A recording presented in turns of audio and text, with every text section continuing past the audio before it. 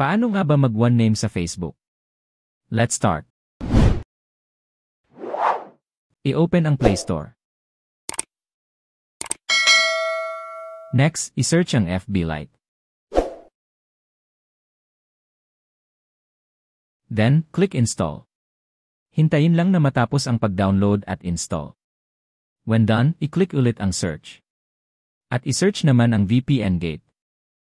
Sa suggestions, i-click lang ang VPN Gate Software Ethernet. Sa results, i-click lang ang VPN Gate Software Ethernet. Then, i-click ang install. Hintayin lang na matapos ang pag-download at install. When done, i-close na ang Play Store. Open FB Lite. Log in your account. Sa Save Login Info, i-click lang ang OK. Makikita sa aking account na hindi pa ito naka-one name. Minimize FB Lite. Open VPN Gate. Click Free Servers. Search for Indonesia.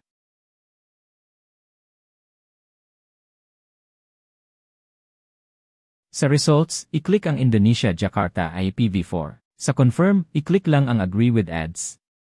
Hintayin lang na matapos ang ads. Pag okay na, i-click ang Next. Then click Close. Then click Connect. Sa Connection Request, i-click lang ang OK. Makikita ang disconnect kapag connected ka na sa VPN. Minimize VPN. Back to FB Lite. I-click lang ang menu. Then click Settings and Privacy. Click Personal Details. Then click Profiles. Click your profile. Then click Name. Sa first name, i-type lang ang gusto mong name.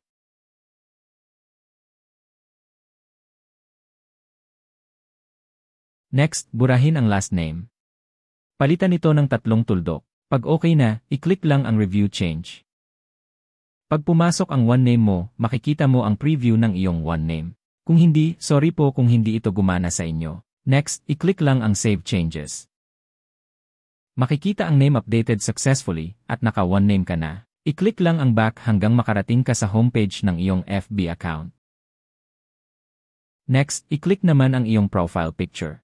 I-refresh lang ang iyong profile. At makikita na naka one name na ang aking account. Salamat po sa panonood. Don't forget to like and subscribe. If may tanong po, comment lang po sa baba. Thank you.